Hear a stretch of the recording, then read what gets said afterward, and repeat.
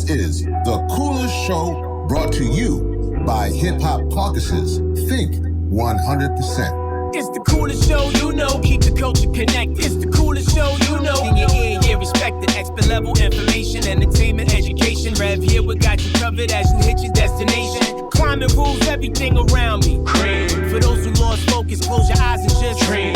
Open your third eye, now the world is your off. Coolest show you know, it's the Hip Hop Caucus. Family, welcome to The Coolest Show. Over the past few weeks, we've been exploring the many layers behind the phenomenal documentary, The Plastic Detox, as a part of our Season 7 rollout, looking at how storytelling, science, and community come together to address the plastic pollution crisis.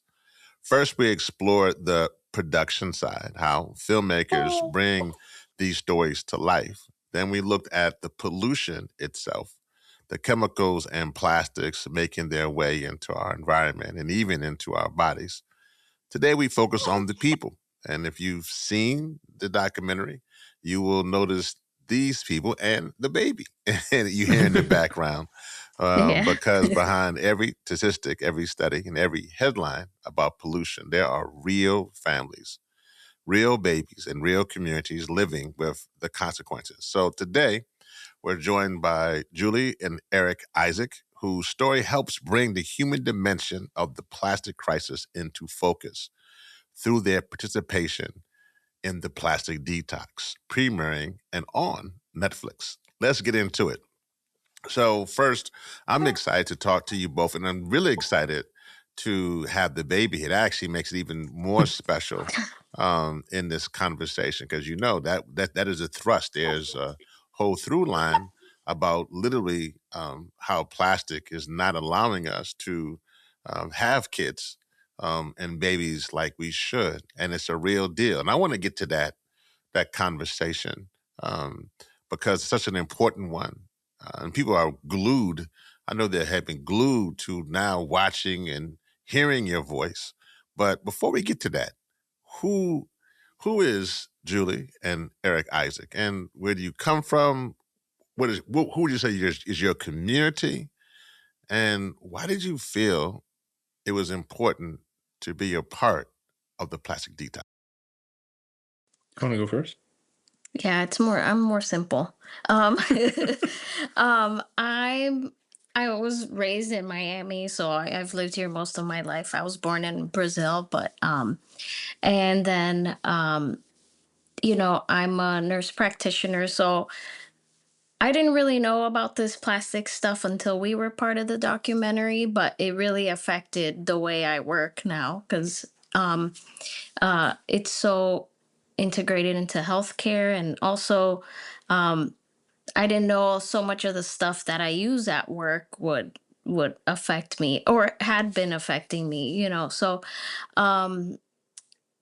yeah, I mean, the intervention really opened my eyes and like changed so much about my life and affecting my work a lot. So that's it about me. I'm kind of boring. I don't think so. I find you really interesting. Good. My name's Eric. I was born and raised in Miami, Florida. My dad's from the Middle East, and my mom is Latina. She's Dominican. She was raised in New York. I went to school here in Miami. In the beginning of my life, I was a pastor. And during the screening of the film, you actually see me baptize my friend's kid, which is super cool. But my other job is I'm a professor at Florida International. I research spiritual abuse, and I'm actually currently the undergraduate program director of religious studies there and the co-chair of Christian studies. And my research is about spiritual abuse, which is essentially like the manipulation and coercion that happens in the name of God in churches. And in terms of environmental advocacy and justice, I guess like who are we trying to represent? I feel like it could be pretty easy to lump us into like, okay, like we're the Latinos in the film. There's another Brazilian couple, and I think they're cooler than us though. But I think what we represent is something that you don't see a lot, at least I don't see a lot in the environmental justice movement, which is just normal outsider people. We're just Mm. regular people who faced infertility, and whoever is in that group, those are the people I want to represent, because I feel like those are the people that are the most affected, but they have no idea that it's going on. And so I see my role as maybe, like, I can't speak for all those people. I think that's way over my head, but at least representing that voice in this movement, which I think it needs to be an important voice at every single piece of environmental justice and advocacy, because the whole point of this film is, if you're a normal everyday person who's not thinking about plastic at all, this is affecting you. Yeah. Well, thank you both. I mean, thank you for being a part of the film, being a part of the process. And I think something that you both said, Julie and Eric, is that, we need to hear voices of people who maybe don't look like what people think are the traditional environmentalists, either from Sonoma County in Northern California or Vermont. They need to feel a little bit of Yeah. Brazil, and a little Brazil music, and they need to feel a little bit of little color in the process. And so we thank you both for what you've done, and how that also is important as a part of this story in this. And also for you, Eric, I mean, definitely, I think you understand, from just a moral standpoint. That's literally what faith is that from a moral standpoint, that it is something wrong when people have a business plan that means a Yeah. death sentence for other people. So your story helps to ground the science behind the plastic pollution in a real human experiences. I would want to know, can you share how environmental exposures have personally impacted your family and your perspective on health? I know we were laughing before we came on air, how we were saying none of us got no plastic around us. We were making sure we got a little glass here, a little glass there, but we ain't got no plastic. So clearly, if nothing else, it has had that impact on us. But how has this, particularly being a part of this documentary that now millions upon millions around the globe are going to see, how has that impacted your family and your perspective on health? Me first. Okay. Or I can go. Well, so, when we were asked to be part of this, I found out, oh, it's about plastics. So I purposely did not look up anything.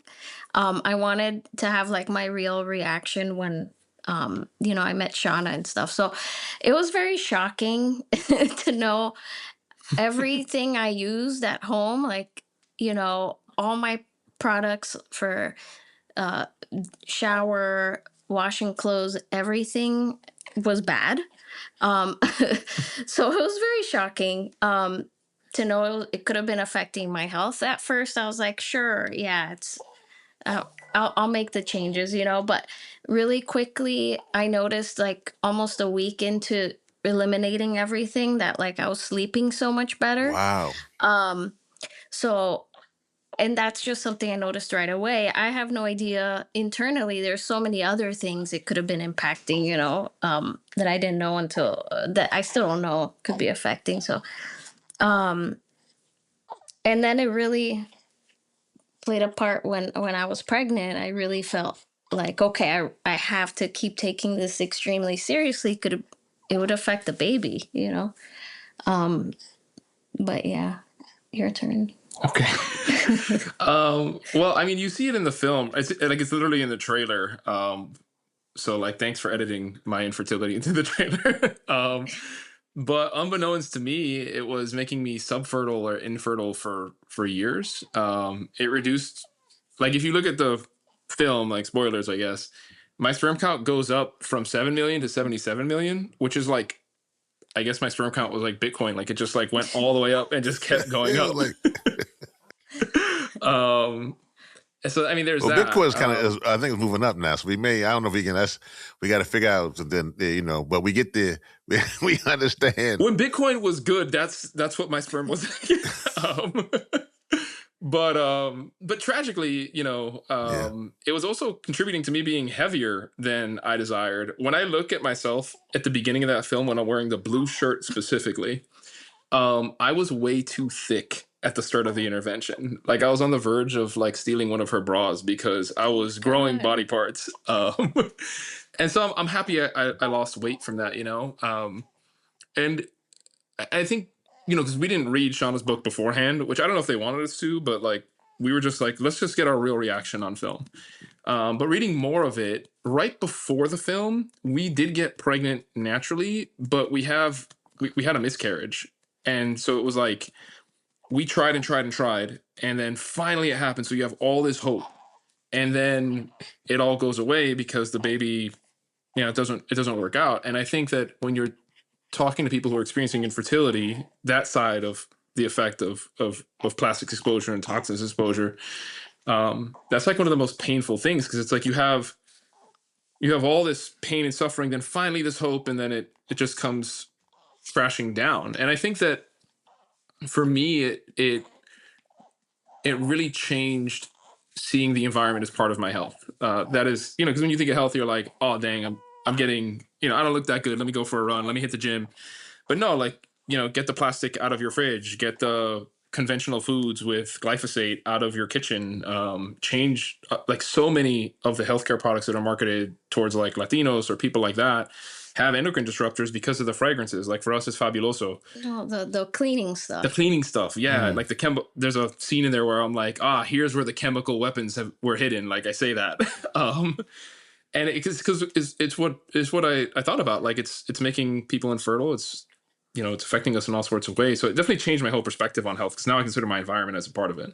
No, most definitely. And actually, so Eric, I'm coming back to you on this one, and then Julie, please chime in, because you kind of let this something I think is very important from a culture standpoint. I am originally from Louisiana, and there's a part of Louisiana that's in Cancer Alley. I'm actually, folks who have not seen or have seen, I have a little cameo in this film too, talking about my community in Cancer Alley, talking with Miss Sharon Levine, and but I'm also, my parents are from the Caribbean, Right. and so there's a connection there. And when you're from, there's a culture. I mean, there's certain things. I think Julie said it. There's a lot of things that we got. I mean, we don't even think about it. Like, we're not even thinking that's bad. It's just part of the culture. We putting stuff in plastic containers, and we just keeping it. Some of it we actually think we're being conservationists. I mean, we're keeping some things, Right. but we're not knowing it's bad. So Eric, when you think about this, and you think about now how many people think of plastic pollution, particularly as an environmental issue that's happening somewhere far away. I mean, they may think about even my community, but really they're not thinking about Miami, or they're not thinking about Boston in that regard. When did you begin to realize that these exposures were affecting everyday life? You mentioned how you're wet, how, I like how you, like, I'm the same, but I like the thick thing, and I will tell people, when you're seeing this, I've after seeing this, not only did I change my plastic, but I also had a potato chip detox as well. I had to be like, well, let me also cut back on some of that too, plastic and potato chips. Let me cut back on both. But at a very personal level, when did you kind of realize? And I think Julie kind of said how she was sleeping better. What was it for you? And Julie then chime in as well. I mean, I think the moment was like you see it on TV, where I can talk so much crap, it's crazy. But there's a scene there where it's like, Shauna's like, you understand that you're infertile because of this.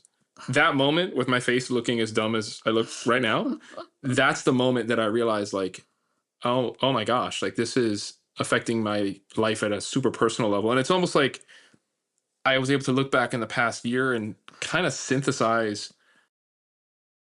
why I had been experiencing this for the past 2 years. Like, it really sucks every month to be like, oh, we had sex during the ovulation window, we were using the sticks, we're doing everything right, I'm generally healthy, and we're not pregnant, or the miscarriage. And on the topic of, because I thought about this, like, when you were speaking, like, why do I think that environmental issues are a faraway thing? And then there's a question, right? Because it's about responsibility and accountability. Who's going to take responsibility for that? If the answer is anybody outside of the environmental justice movement, then it's someone else's fault, and we can never change that. I'll tell you why, me, as a professor with degrees and all that stuff, why I thought that environmental issues were a faraway issue. I grew up in the 90s and the 2000s. I loved Animal Planet. Baby, what did I watch during our honeymoon? Shark Week. Shark Week every day, bro. Every day. And here's most environmental documentaries and films that I watched growing up. White man goes to distant place, exposes serious issue affecting a species or an indigenous group. Cut to, you should do something about this or feel guilty. Here I am, a 16-year-old Hispanic kid, like, I'm poor. What the hell do you mean I should care? Roll credits. And that's why I like this film. I was there in the filming. I have photos of them filming. I don't know if I can share. But Louis from day one is looking for hope, which is the heart of a good story. Shauna's in my living room explaining changes that anyone can make. Don't buy plastic cutting boards. Stop doing this, stop doing that. And what I love about her as a professor is that she didn't present the research at some stuffy academic conference. The strongest, most hopeful thing is that this worked. And when you're facing infertility, when you finally realize, oh my gosh, these plastics have been making us like, the thing you need is hope. And I think that the reason why I thought, and I'm guessing other people think, that environmental issues are distant issues is because we've taught them to think that way. We've trained people to do this for years. And the best, most relatable moment of this film, in my opinion, is that these couples, normal people like Julie and I, and the couple from California and other, there's a couple of couples, I guess, that exercise their free will. They change their home environment. They improve their reproductive health. And now there's living, breathing human beings running around, pooping, screaming, crying, like my son is right now, that exist. And like, when I think about like across the political, social, religious divide, that works. It gives suffering people freedom to actually do something about it, which I think older style environmental documentaries just don't do. That's just my opinion. If environmental justice people want to be mad at me for that, that's cool. But I genuinely think that's right. Yeah. Well, actually, let me come to you on that, because I agree with you. So just so you know, I do think, and this question, I want to add to this question for Julie on what you just said, is that I think a lot of times people who are doing particularly content creation and story building in the past have tried to make everything perfect. Yeah. And the reason I'm coming to you, Julie, because I definitely want to say, while we're saying things, we're saying some things that are not easy things. So there's definitely condolences around miscarriages, and those are not easy at all. And so yes, there's agreement on that. So I wanted to come to you because in this, as we're talking about it from science and what we need to do, as a woman, as somebody in this process, these are some hard things, right? These are you can take all the cameras away, still, man, this is hard. This is difficult. So from that same question then, for you, knowing what you've gone through and before, but also success, and knowing what plastic was doing, what's the personal impact? Like, as a person, as a mom, as a woman. I mean, I feel like a part of having a miscarriage is thinking, oh, what did I do wrong? Like immediately you think it's my fault. Like I at least I did. Like someone brought up to us like, oh, did Julie put her hands up all the way, like lifting something, because that can cause a miscarriage. So it just you know it makes you think, what did I do wrong? But the good thing about the documentary is like, okay, there are things I can change, and hopefully, making those changes, it prevents, bad things to happen in the future. But I guess it helped me get a little bit of control over the situation, and educate myself, and the hope, like, oh, if I change these things, maybe something good will happen. And the baby is one thing, but I feel like it's gonna help with so many other things that I don't even know that it could help with. Like I did feel like more energy and sleeping, which I think was awesome. Yeah. But yeah. No. And I guess, so now that you've gone through and then you're part of this documentary, The Plastic Detox, what do you hope people understand about the human side of the plastic crisis? I guess that, that it's doable. I guess Eric, in a way, what you were saying about, oh, let's watch this documentary that's, fixes things somewhere far away. Like, yeah, I can donate to this organization, but this documentary, I guess it gives everyone a way of fixing it. It gives everyone, like, I guess, hope to that they can make changes. Um, Yeah, I don't know if this has to do with the question, but for me, I have a lot of since I work with people, like I feel responsible to tell my patients, like, if someone comes in with a rash or something, I'll be like, "Oh, watch out. If this has a fragrance, it could be the cause of the rash that you don't know what it is, because a lot of topical things that it could be, I don't know, but I feel like a responsibility to pass it on No, that's since important. I'm in healthcare. Yeah, no, and that's a very important link. And no, and now you've Yeah, also seen it. Like you not only in healthcare, but you also are in from your own self care that you're able to yeah, see that, Yeah. man, exactly. this is I can see what this is.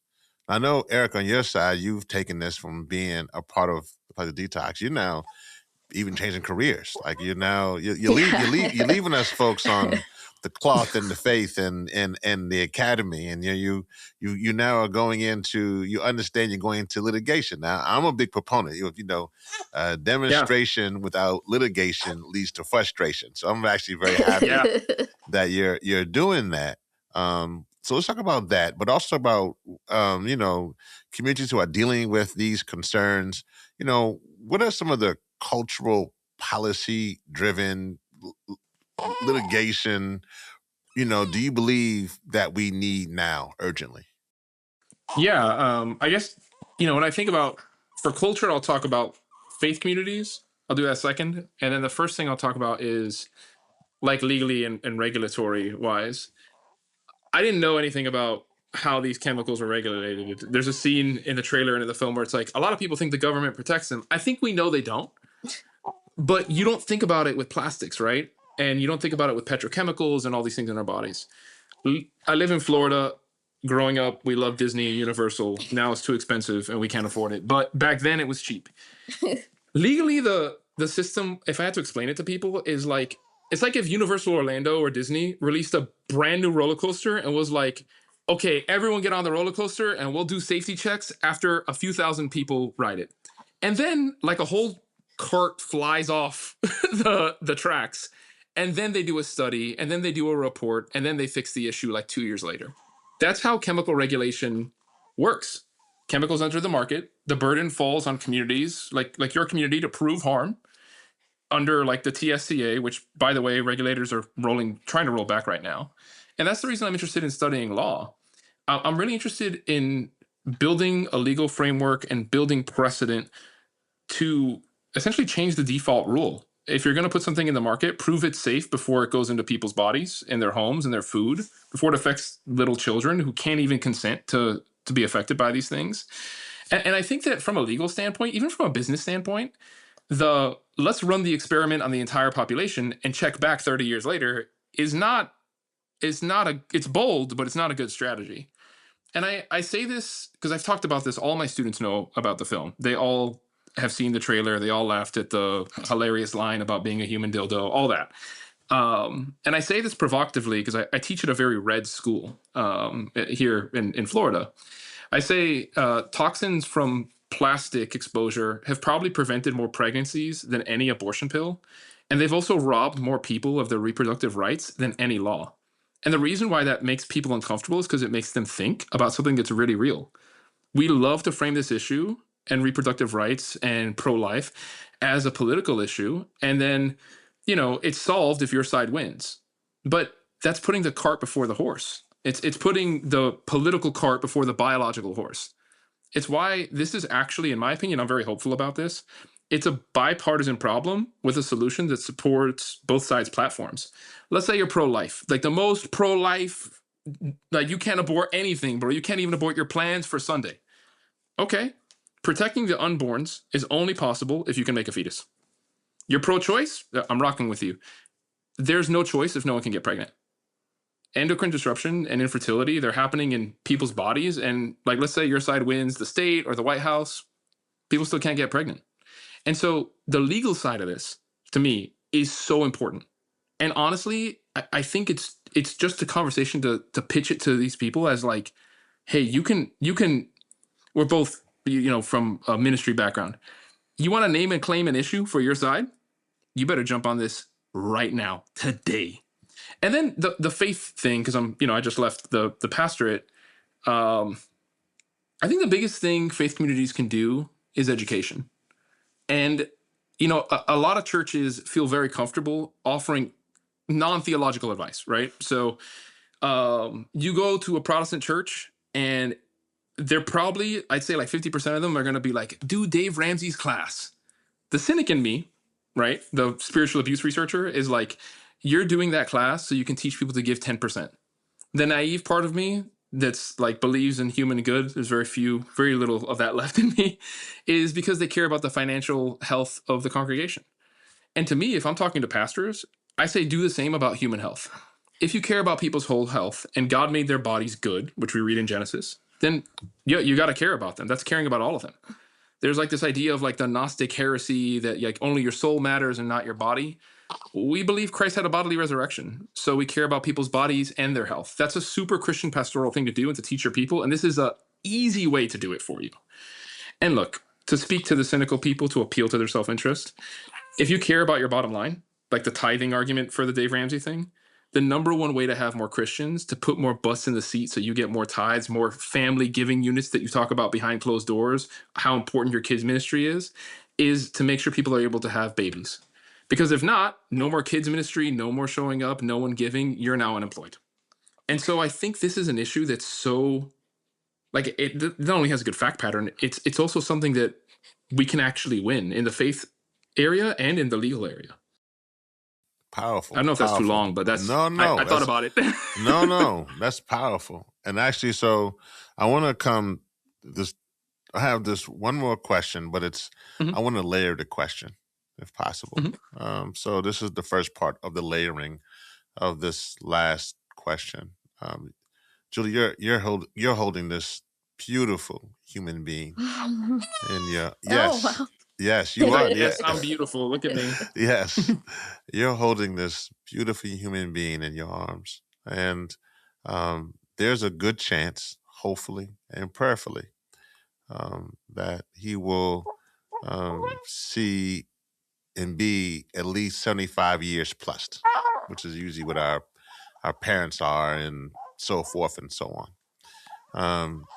Meeting that age of 75 years and plus means that he will see the year 2100.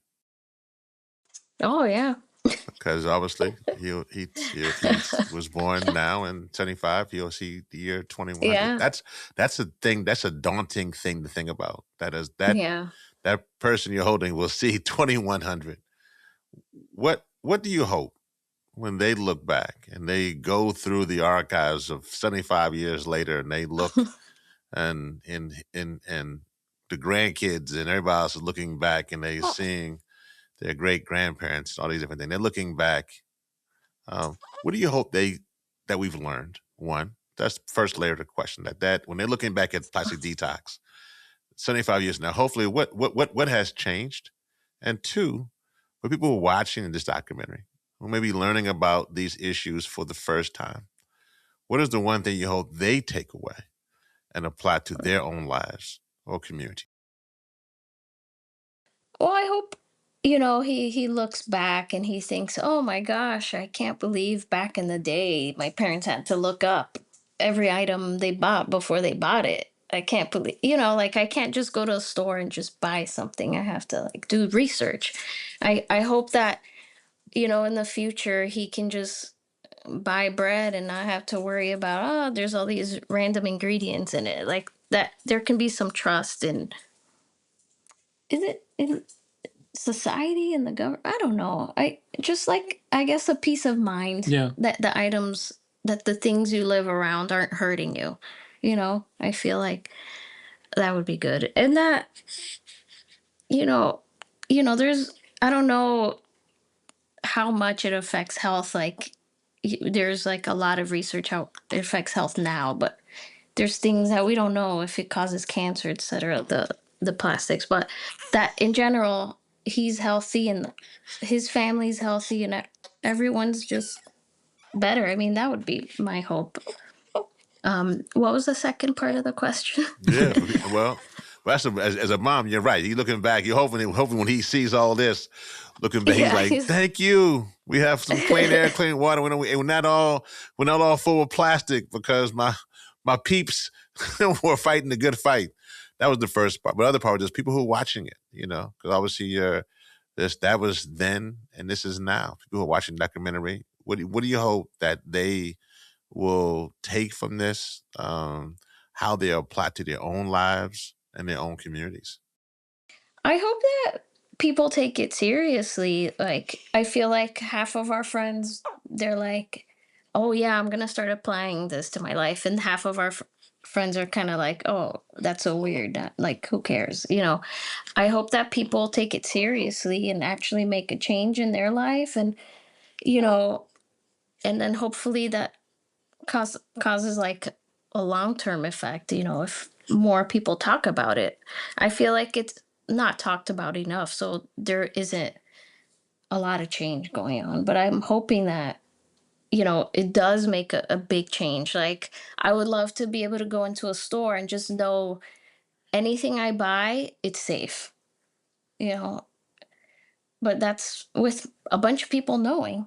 Even if you go into Whole Foods, like, I still have to look up labels, but um sorry, a lot of what I say is about shopping because I feel like No, we understand.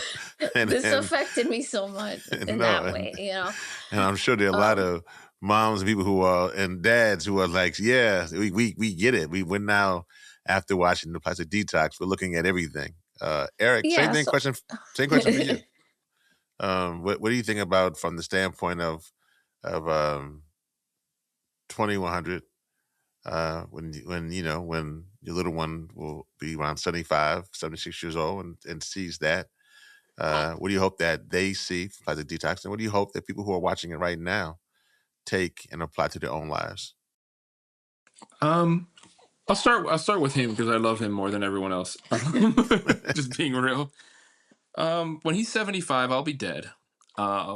we don't know if once we We don't know. eliminate plastics, we'll live longer. I guess we would be like 110. My grandma's 104. Oh and yeah, yeah. she's that old, like not healthy, just on being mean. She's just a bully, bro. But That's true. So it's a shot. There's a shot that you may There's a maybe shot.